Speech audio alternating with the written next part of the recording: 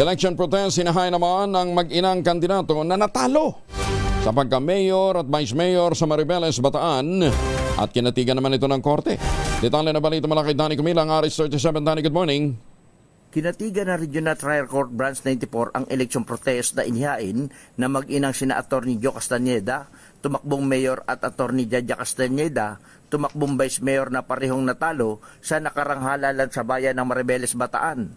Batay sa 3 pahinang kautusan na permado ni Presiding Judge Jose Marie Kimboy, inatasan ang Municipal Treasurer na isumiti ang mga ballot boxes, vote counting machine, electronic data storage devices, listahan ng mga botante at iba pang dokumentong may kaugnayan sa halalan sa Hunyo 2, 2025. Tanging branch clerk of court, ilang empleyado ng korte at kinatawan ng parehong partido ang papayagang sumama sa sasakyan magdadala ng mga materyales.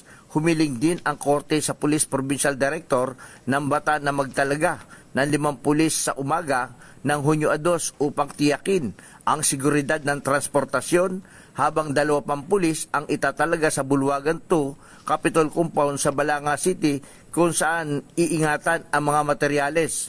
Kumpiyansa naman ang kampo ng Castañeda na magiging daan ito sa patas na recount ng mga boto at pagdinig sa kanilang inihaing protesta. Danny Cumilang, RS37, DCRH, una sa Pilipinas, una sa Pilipino. Maraming salamat, Danny Cumilang.